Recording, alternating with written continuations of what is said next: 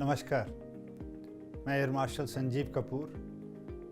एक सीरीज़ हमने चलाई थी, ये उसका दूसरा एपिसोड है, जिसमें कि हम बच्चों को बताएंगे कि आर्म्ड फोर्सेस कैसे ज्वाइन करें और उसमें क्या लाइफ है। पिछले एपिसोड में हमने आपसे बताया था कि एयर फोर्स में आप कैसे ऑफिसर बन सकते हैं, और प्राइमरीली जो पिछली बारी बताया था वो आप एनडीए या सीडीएससी के तहत एयरफोर्स में ऑफिसर बन सकते हैं, और इन दोनों एंट्री से आपको परमानेंट कमीशन मिलती है। एनडीए के लिए 10+2 क्वालिफ़िकेशन चाहिए। इसमें अगर आपको पायलट बनना है तो आपके पास मैथ्स, फिज़िक्स एंड केमिस्ट्री होना चाहिए, ये अनिवार्य है। और अगर आपके पास मैथ्स, फिज़िक्स एंड केमिस्ट्री नहीं है तो आप पायलट के लिए नहीं अप्लाई कर सकते।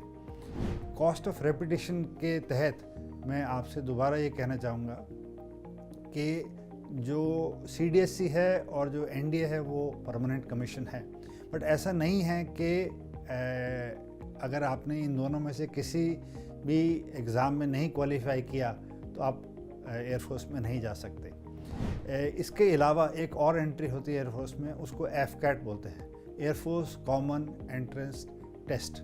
और आज का ये जो एपिसोड है ये मैं आपको एफकैट के बारे में बताऊंगा। एफकैट एक शॉर्ट सर्विस कमीशन एंट्री है एंड एक बहुत ही पॉपुलर एग्ज़ाम होता है। ये एग्ज़ाम एक सीडेक करके ऑर्गेनाइजेशन है जो ये एग्ज़ाम कंडक्ट करती है। अब आप पूछेंगे कि सीडेक क्या है, तो ये इसकी फुल फॉर्म है centre for development of advanced computing. तो ये एक रिसर्च बेस्ड ऑर्गेनाइजेशन है एंड ये पुणे में स्थित है, और ये भारतवर्ष में बहुत संस्थाओं के लिए एग्ज़ाम्स कंडक्ट करती हैं, और ये R&D का भी काम करती है। ये ministry of electronics and telecommunications के नीचे आती है संस्था। तो जो सीडेक ऑर्गेनाइजेशन है ये पार्टिसिपेट करती है हमारे इन एग्ज़ाम्स करने के लिए। ये जो संस्था है इसकी एक अपनी वेबसाइट है, और ये आप लोग लॉगिन करके उसको चेक कर सकते हैं। ये पीरियडिकली एग्ज़ाम्स की डेट निकालती है, और इसमें बच्चों के लिए सारी इन्फॉर्मेशन रहती है कि किस डेट को एग्ज़ाम फॉर्म भरना है और किस डेट को इसकी वैलिडिटी रहेगी। ये एग्ज़ामिनेशन जो होता है ये बच्चों के लिए काफ़ी हैंडी रहता है। इसमें सारे डिसिप्लिन्स वो लिए जाते हैं। इसके अंदर सारी ब्रांचेस के लिए आपको सुविधाएं मिलती है ज्वाइन करने के लिए।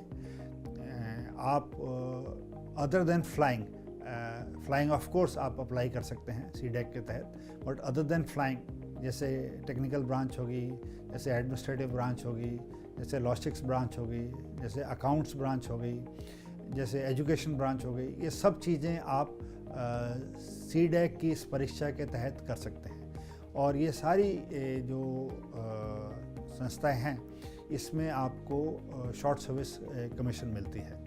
एज लिमिट आप जानना चाहेंगे इसमें क्या रहती है, तो एज लिमिट अगर आपको पायलट्स बनना है तो 20 से 24 साल के लिए इसको एज चाहिए, और बाकी सारी जो ब्रांचेस हैं टेक या नॉन टेक उसके लिए एज जो लिमिट है वो रिलैक्स्ड है।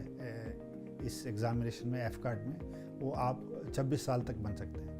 एडमिनिस्ट्रेशन में आपके पास air traffic controller, fighter controller की भी ऑप्शंस रहती हैं। अब आप जानना चाहेंगे सैलरी कितनी है, तो as a cadet at air force academy you get about 70,000 rupees as a salary. अब कई बच्चे प्रश्न पूछते हैं कि हमारे पास आर्ट्स हैं ग्रेजुएशन में, क्या हम पायलट बन सकते हैं? हाँ जी, आप बन सकते हो। आपने 10+2 में मैथ्स एंड फिज़िक्स लिया होना चाहिए। तो आप कई बच्चे पूछते हैं कि मैं पोस्ट ग्रेजुएट हूँ तो मैं क्या कर सकता हूँ? तो अगर आप पोस्ट ग्रेजुएट हैं तो आप एजुकेशन ब्रांच में अप्लाई कर सकते हैं। कई बच्चे मेरे से पूछते हैं जब मैं जाता हूँ कि हमारे पास कितने अटैम्प्ट्स रहेंगे एग्ज़ाम देने के लिए, तो ऐसा कुछ नहीं है। 20 से 24 की एज में आप जितनी बारी भी आपकी बारी बनती है आप ये एफकैट की परीक्षा लिख सकते हैं। तो जब आप ज्वाइन करें एकेडमी तो आप 20 से 24 साल की डेट आपकी एज होनी चाहिए जब कोर्स कमेंस हो। इस दौरान आपके पास जितने भी अटैम्प्ट्स हैं वो आप कर सकते हैं।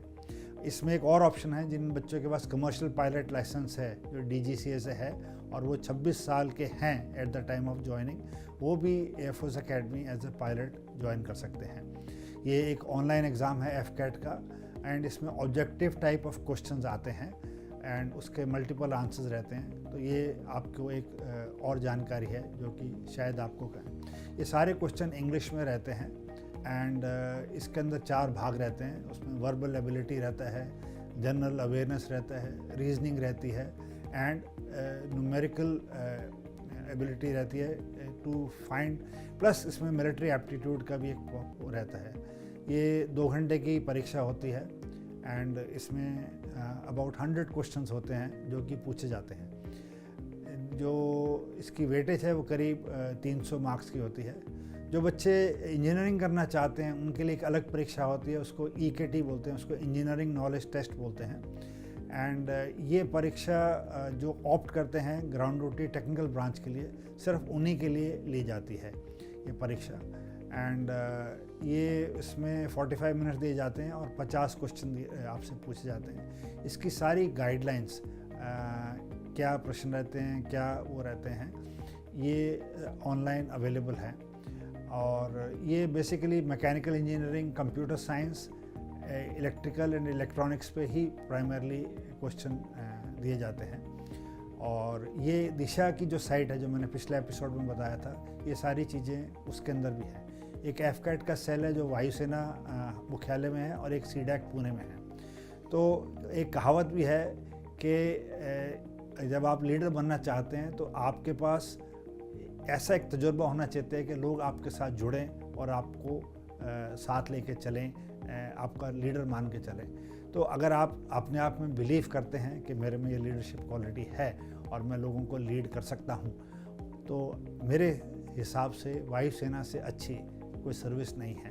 और आप ज़रूर कोशिश कीजिए, चाहे आप 10+2 में हैं, चाहे आप ग्रेजुएट हैं, चाहे आप पढ़ाई कर रहे हैं, या जो पेरेंट्स और जो एल्डर्स ये प्रोग्राम देख रहे हैं, मेरे हिसाब से आप सबको अपने बच्चों को, नियर डियर वंस को और नॉन लोगों को मोटिवेट करना चाहिए to join Indian air force. With that, if there any more queries and questions you may ask by logging on to my site, but otherwise आज के लिए इतना ही काफ़ी। थैंक यू एंड जय हिंद।